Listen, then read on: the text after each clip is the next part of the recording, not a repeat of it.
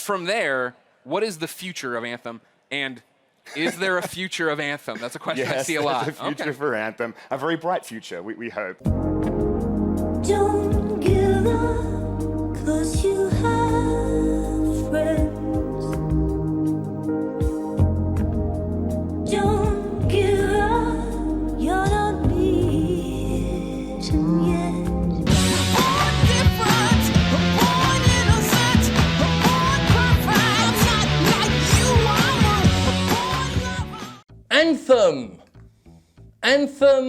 Anthem, Leslie Grantham. What is there to be said about Anthem? Quite a lot. For me, at least, the chance to do a hot take on Anthem is an opportunity that never cooled down. I've got all the time in the world to talk about the disaster that is BioWare's live service extravaganza.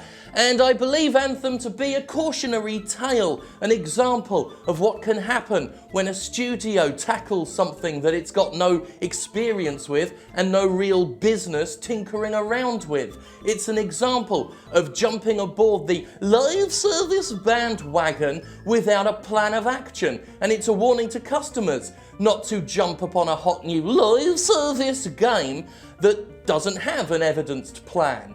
So there's a lot to dissect there, a lot to pull apart, a lot to do, a lot of organs for us to cut into with a patented Jimquisition Post-Mortem. So enough talk, get on with the video, which is nothing but talking, so it's not enough talk, literally. Enough talk, let's talk! Development on what would become Anthem began in 2012, straight after Mass Effect 3 was released, Jesus, and under the watchful eye of BioWare game director Casey Hudson. In this embryonic stage, the game was codenamed Dylan, after the legendary musician Bob Dylan. This is because BioWare hoped their new game would, like the travelling Wilbury himself, be talked about for many years to come.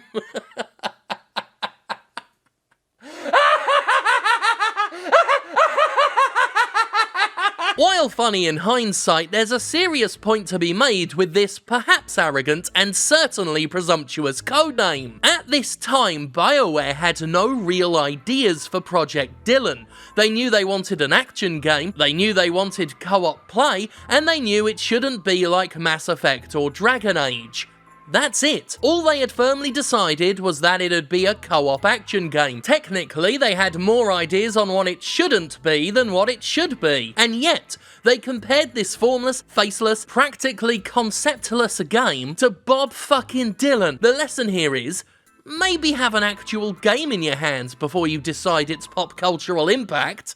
Yeah? The game would get a less cocky working title, Beyond, which it kept until 2017. Early ideas for Beyond included the concept of a location akin to the Bermuda Triangle, where dangerous creatures and perilous disasters were sucked in. Players would have powered robo-suits like Iron Man and take part in survival-based gameplay, striking out from a safe area to complete missions before fighting their way back. Many comparisons were made within BioWare to other titles at this stage. Dark Souls, Shadow of the Colossus, Darkest Dungeon, evoking a world of intimidating monstrosities and lethal, challenging gameplay. From dynamic weather phenomena to huge, scalable beasts, the ambition for Beyond was off the charts and a far cry from the generic and repetitive looter-shooter that Anthem would become. Anthem, still internally Beyond, was first glimpsed by the public at E3 2014 with a self-aggrandizing developer video. And by glimpsed, I mean BioWare confirmed the existence of something. While the Montreal studio is working on the next Mass Effect game, our team here in Edmonton is developing a completely new IP. It's a chance to have a clean sheet design and start from the most fundamental principles you can have. We want to take on very contemporary stories, and yet we want to build a world that is as big and as imaginative as everything we've done before.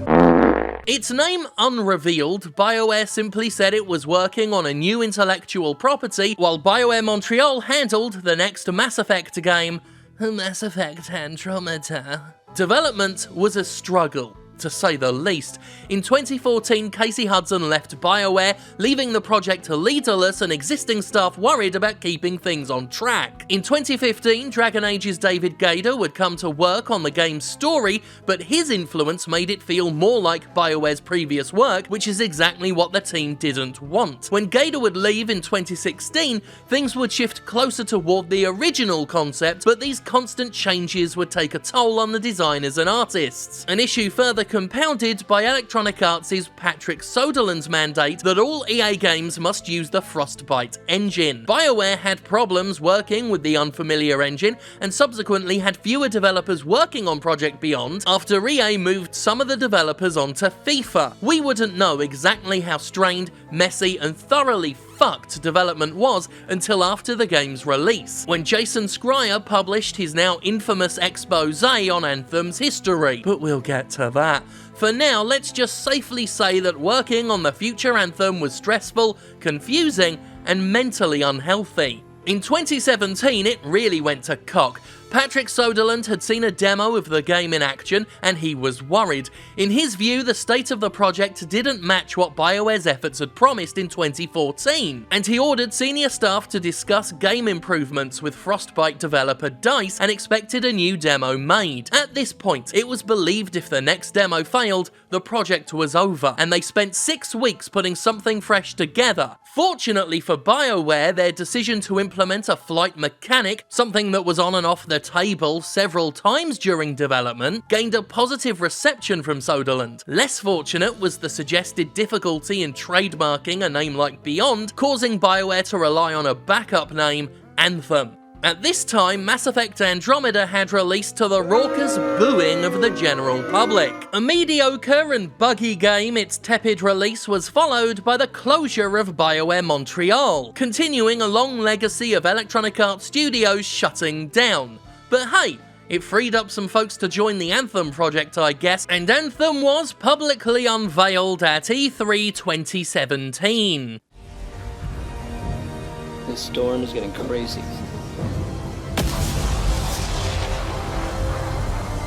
So what are we supposed to do? Fly into it? All right, let's do this. See you on the other side.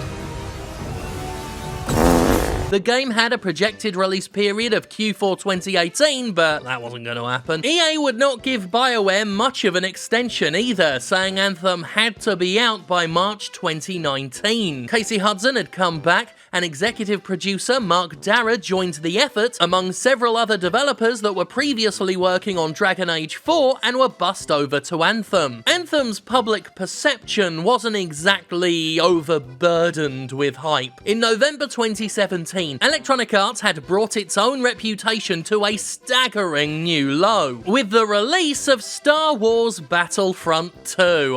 Oh dear. A game maligned for its over-reliance on loot boxes, grinding and unrewarding gameplay, and a bevy of associated PR fuck-ups. This would include the notorious Reddit comment, the most downvoted comment in Reddit history, where EA tried to justify the exhausting grind of the game as encouraging a sense of pride and accomplishment in its players.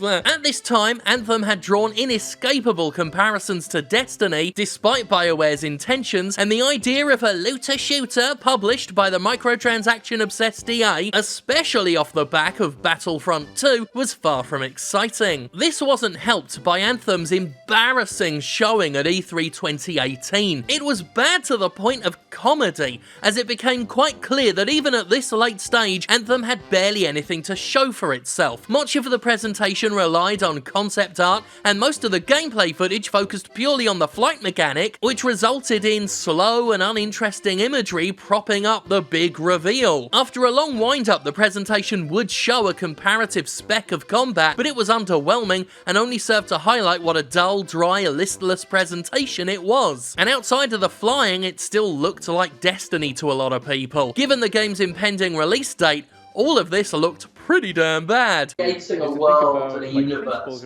presumably in which things happen, and even Just the jetpacks. technology and the Just politics floating about the jungle on a jetpack. and More jetpacks. More Anthem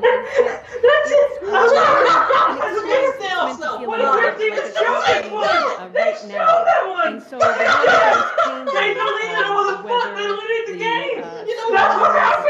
seasons.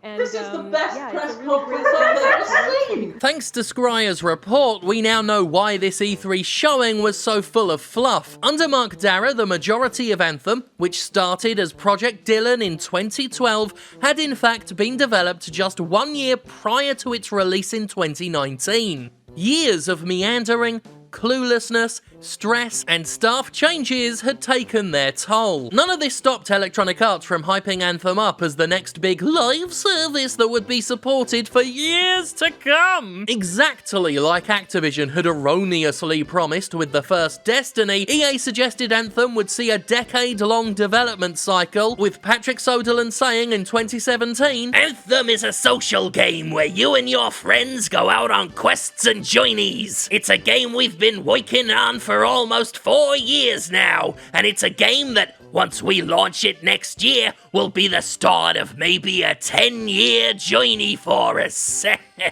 It's definitely coming out next year. In February of 2019, it was time to unleash Anthem on the world like a weaponized virus. Anthem would be one of many games this generation to boast multiple release dates based on customer privilege. If you had the Origin Access Premier subscription service, you could play Anthem on February 15th. If you had Origin Access Basic, you could play the game on February 15th also, but only the first 10 hours of it. Everyone else would have to wait until February 22nd, a significant gap that affirmed EA's commitment to selling early access and exploiting the cultural phenomenon of FOMO, fear of missing out. And on reflection, can you imagine being scared of missing out on Anthem? As for the game itself, it was crap, basically. It was really fucking shit. Despite over half a decade of development, most of Anthem was rushed at the last minute, and it showed. Content was thin on the ground, important things like narrative cohesion and gameplay balance had not been addressed. The game was unforgivably monotonous, almost every mission consisting of flying somewhere, shooting something, listening to dialogue, playing a frustrating game of hot and cold, flying somewhere, and repeating. By God, the hot and cold mechanic was friggin' awful, and it was constant. Anthem's loading times were horrendous to boot, which might not have been quite so glaring an issue if the game was worth the wait. Ever. Which it wasn't. Ever, because it was trash. Like so many live service AAA games, Anthem was undercooked and paper thin in the content department, excused by the developer with a roadmap of promised content updates. This roadmap was to begin the following month in March with Act 1, Echoes of Reality. The reality was, however, that Anthem was fucked and these promises were bullshit. Maybe not intentionally bullshit, but, as time would bear out, bullshit nonetheless. Anthem would continue to make headlines throughout 2019 and always for the wrong reasons. One glaring issue was the early discovery that loot didn't seem to actually matter. A bit of a problem for a game based entirely around loot. A level 1 rifle, for example, was found to deal significantly more damage than a higher level masterwork version of the weapon. Actually removing gear in some cases made players more deadly. A load of math is behind the whys and the hows of this, but basically, the way BioWare had averaged out the power of equipped gear on a player was totally balked. This wasn't a bug, this was just fucked up design that perhaps spoke of BioWare's inexperience with looter shooters. In March, the PS4 version of the game kept crashing and booting people into the system menu because not even the machine itself wanted to play Anthem. This was followed by the loot shower bug that saw top tier items drop at an increased rate until BioWare rushed to fix the issue. The issue that people actually enjoyed. In fact, it had fixed the problem of the game being more rewarding quicker than it had ever fixed the game's long load times. You see, the loot shower had made the game more fun for players, and the return to normal Anthem highlighted how stingy and grindy it was with its loot drops, prompting players to protest and demand the loot shower's return. Anthem, so shit, people want the bugs put back in. Players would have to grind and grind away to acquire any items of worth, going over the same old missions time and again with little, if any, reward for it. The loot drops were so miserly, Anthem had been compared to the original version of Diablo 3, the version that withheld loot drops to railroad players into using its controversial premium auction house. The original loot system of Diablo 3 was vile and despicable, but at least there was an evidenced, if avaricious and horrible, reason for it. Money. Since Anthem's microtransactions were geared toward cosmetic items, there seemed to be no good reason at all for the thoroughly unrewarding gameplay. Some of this would turn out to be simple bugs, some of it was just the game being mean to be mean. Getting behind Alistair Crow. No! Jim Stones is over 400 pounds!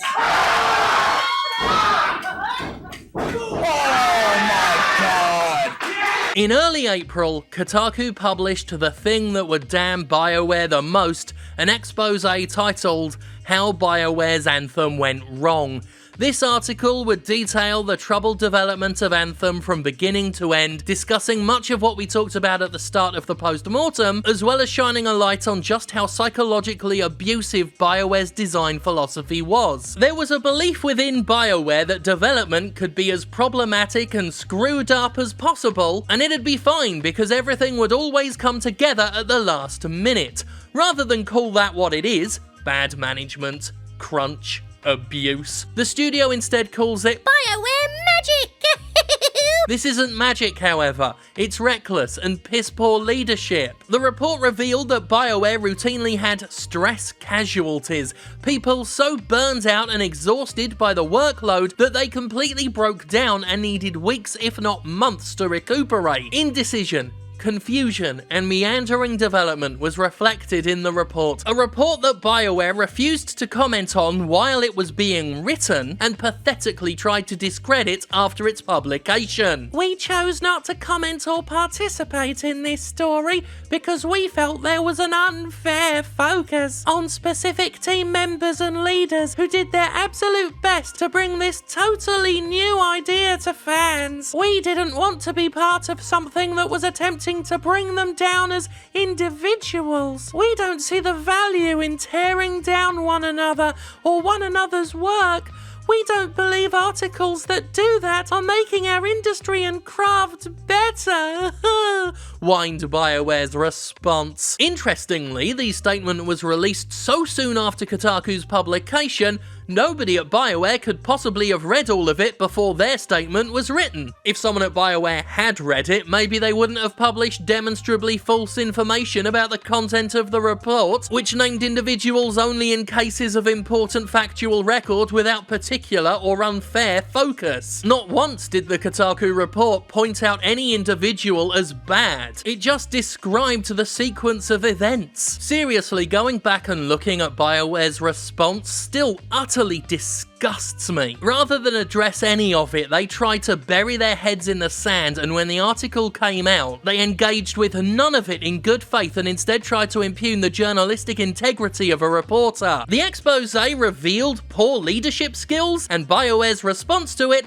confirmed poor leadership skills. Anthem had been, despite all of this, BioWare's second most successful launch to date, which I think is a ringing indictment on the market. But even so, the player base steadily hemorrhaged throughout the year. Over half the players surveyed on Reddit in mid-April said they'd already quit the game for good, and reports of a dwindling player base continued to mount. Public interest in the game fell off a cliff, with its Twitch viewers indicating a steady loss of anyone who gave a shit. While still technically in development as a so-called live service, Anthem was losing developers as well. BioWare staff were shifting over to development on Dragon Age 4, including producer Ben Irving, and somewhere along the line we lost track of who was actually in charge of this whole mess. As far as the much hyped roadmap goes, it wasn't worth the napkin it was hurriedly scribbled on. 3 months after it was initially promised, BioWare unleashed the Cataclysm event, finally delivering some new gear and gameplay to the threadbare experience long after it was expected. While it was generally decently received, the Cataclysm would nonetheless mark not just the first, but the last time Anthem's roadmap would actually bear fruit. Basically, BioWare abandoned the map completely, doing away with the proposed 3-act structure. Instead, head of live service Chad Robertson announced BioWare would focus instead on core issues with the game, such as combat balance, economy adjustments, general maintenance really, and nondescript seasonal updates were instead planned to replace the acts. He also added that BioWare is committed to backing up its words with a great game you can play, but those words will always ring hollow considering how many failed promises Anthem's considerable sales were already built upon. Because that's the rub.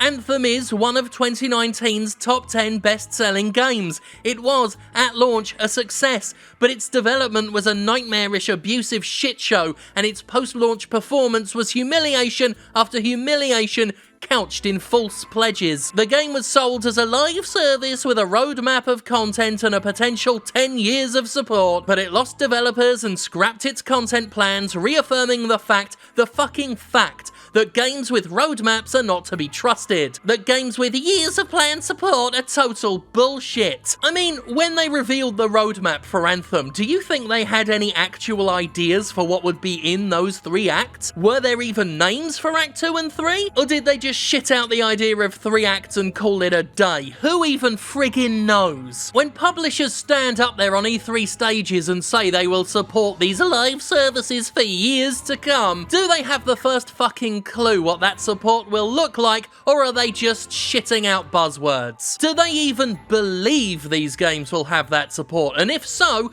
why are they so stupid? Because they're the only fuckers that do believe it. I don't fucking believe it. I've seen this shit show one too many times. But then again, this is an industry that sells season passes for DLC before they even know what the fucking DLC is. There is no plan. There is no guarantee of support. And when you spend $60 on a video game, when you spend the starter price of $60, upwards of $60, with a full package price somewhere in the hundreds of dollars, on a video game, you better hope that you like what's in that package at launch. Because it might improve. It might flesh out. It might be a full package years down the line.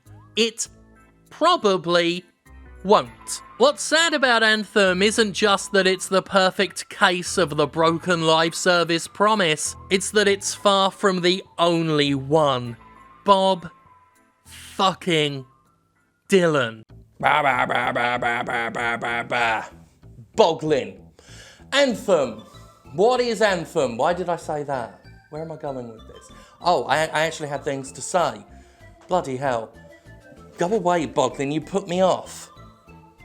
In our epilogue, it's worth noting that despite having a fairly successful launch, Anthem did perform below expectations for its publisher. Now, this is all too common in the video game industry, where many publishers promise their shareholders a moon on the stick. A moon on a stick. The moon on a stick. Fuck. But it is still worth noting that Anthem did not pleasure Electronic Arts the way it wanted to. Andrew Wilson, the CEO of Electronic Arts, at one point did say, "The launch of Anthem did not meet our expectations." So, read into that what you will. EA has promised that it's not going to shut BioWare down anytime soon, but if you look at Unicronic Arts' track record, it has a habit of buying studios, wringing them dry, then consuming the husk, leaving nothing behind. And BioWare is in the position now that several other studios in the thrall of EA have been in before EA closed them down, dropped the axe, chewed them up, destroyed them. And I think right now, BioWare's future does hinge somewhat on Dragon Age 4. They're gonna have to nail it. They're gonna have to nail it. If it is another disaster, if it becomes yet more live service trash that people don't stick with, I worry. Hopefully, it comes out as an excellent game. BioWare learned its lesson, we hope, with Mass Effect Andromeda and Anthem, but this is an industry that never learns its lesson, that will keep banging its head against a brick wall, assuming one day their skull will bust right through it. We shall see, but I'm worried. And Anthem remains a cautionary tale of pretty much what not to do in the mainstream game industry. From an ethical standpoint, the way BioWare Magic treats its employees. From a design standpoint, having no ideas yet, assuming you're going to be Bob Dylan. From a support standpoint, everything with Anthem went wrong. Everything with Anthem went a little bit shit. A little bit, we shouldn't do this. But it will keep happening. It'll keep happening again and again and again, because that's the AAA video game industry for you. Anyway, thank God for me, Leslie Grantham